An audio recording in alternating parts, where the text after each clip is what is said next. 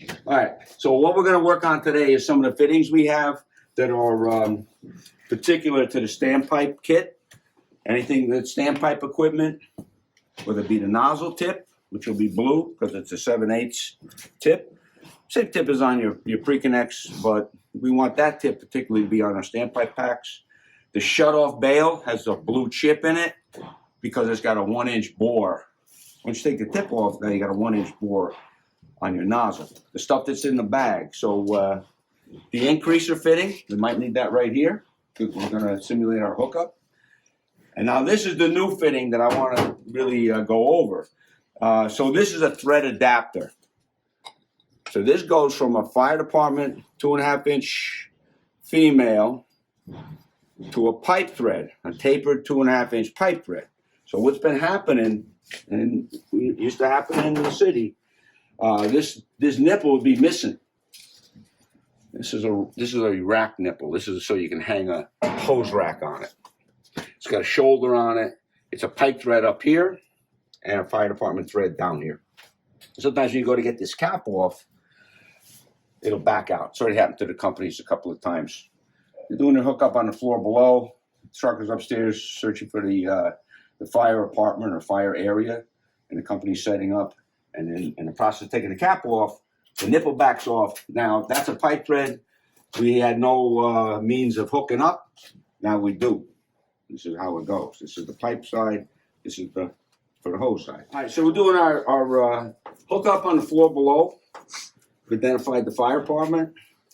Companies, the engine company's on the floor below, and their hydrant man or their hookup person is getting this prepared. So in order to get it prepared, we got to take this cap off. So we try with our normal spanner wrench thing. You can see this is causing a little bit of an issue here, but I can maybe get this. So I'm gonna give this a nice tap. Now this is gonna move because this is the old hose rack, which we don't use anymore. Oh, look, it's moving. All right, so it's moving. I think I'm getting the cap off, but I'm not really getting the cap off. I'm getting this rack nipple here is starting to loosen up. So this is the rack nipple. This is the nipple. This is what's coming out of here. This is the way I used to hang the old hose rack on. We're not using these anymore, but they're still there. Even if it wasn't there, you'd have an adapter going from pipe thread, 2.5-inch pipe size, tapered thread, to 2.5-inch fire department thread. So this is all coming off as one unit, which has been happening in Stanford. You know, we're just starting to use this newer procedures. The guys are finding this happen. So we got a fitting that'll get us out of this mess. So we just take this and pull this out, all right? And now I have a fitting to go in there to solve the problem. So I'm gonna take this rack out. Now what's gonna happen is I turn this, the rack is gonna want to hit me, so I can kind of get this out of here, move it out of the way. So now I got this out of the way. Just keep this so it's not in my way of doing anything. Now I go to this fitting. This is new. This looks a lot like a double male, but it's not. It's pipe thread, and it converts pipe thread to fire department thread. Okay, so now that should go right up in there. If there's a question of which way it's going to go, I put tape on it. I don't know if I'm going to keep the tape on it because guys put tape on wrong, and in this case, I'm leaving the first couple of threads bare because I don't want any of the tape going downstream and getting in my gauge. So this will go, one side will work, one side won't. The hose won't make up, not even close. The pipe size, pipe thread, it'll go. So it's a regular female thread. There's no Higby cut. So you got a back thread, you got a back till it catches. Feel it? Should go in easy. Should have to fight the way in here. Should go in easy and should go at least 2 turns, 1.5. That's 2 turns just by hand. 2 turns just by hand. Now I gotta sock it down because there's no washer, there's no gasket in here. And it gets to be a problem with these. I don't want to mess the threads up. See, I almost did it right there. It's a problem with these hose cabinets. So I got to fuss around with it until I get it somewhat tight. Maybe I can get another grab on it. Maybe not. Maybe I do the old You know, just like an axe in the Halligan.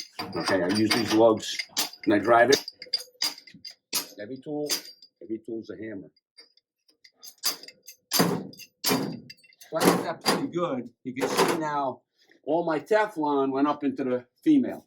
So I know I got a pretty good, it's pretty tight. So now I'm converted. I fixed the problem. Okay, so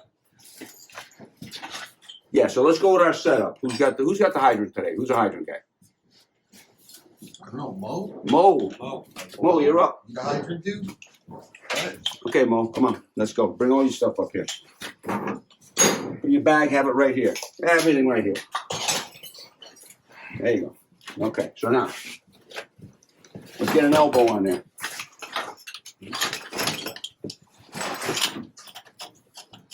So that gets us out of the cabinet. We're out of the cabinet. Okay, so we got your hands on it. Make sure your bleeder is off. Okay, this is going to scorch you right in the face. Okay, now we want, yep, we want the gate. Keep the gate on now so that we have control of the pressures. So guys sometimes will throw the gauge on by mistake, but now I can't control the pressure. Now we put our gauge on.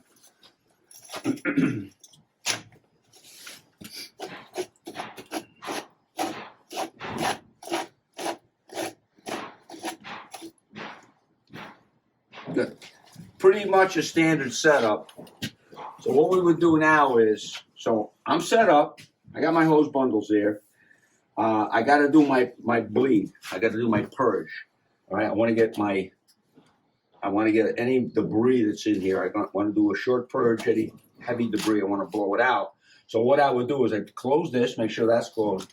I'd open this all the way. I'm not going to open it because this is a live system. I'd open this all the way. If I have trouble opening it, sometimes you have trouble opening these. Once again, the pipe wrench. Use the hook jaw, your pipe wrench, gives you more leverage.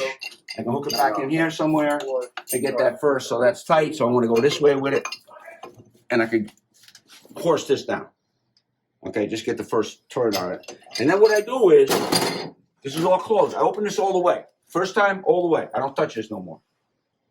Okay, some guys purge with this and then try to shut it off. It may never shut off. And if it shuts off, it may never open again. So once I open this, it's open. I'm controlling it here from now on. For the duration of the incident, I'm here. This stays open. If I open it all the way, fine. If it opens 5 or 6 turns and then refuses, or the stem snaps off, or I break the wheel, I'm probably going to be okay. I control everything from here. So that's our newest fitting, our adapter fitting, particularly the standpipe. We still have our increaser fitting. If we couldn't get the 2.5-inch cap off, we knock this cap off. Sometimes that's easier.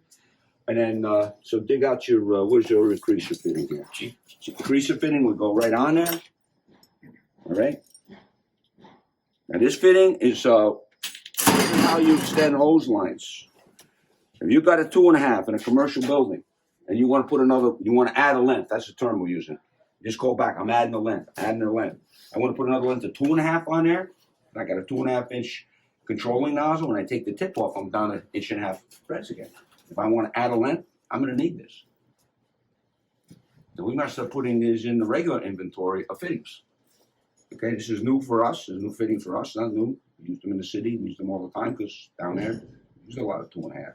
So this is standpipe equipment. This is standpipe equipment. And this should complete our kit for now. Doesn't weigh much. Everything we put in this kit, it's weighed. Right? Our pipe wrenches, we're going to aluminum pipe wrenches. 18s, bigger ones, but lighter. So that's the next step we're going to do.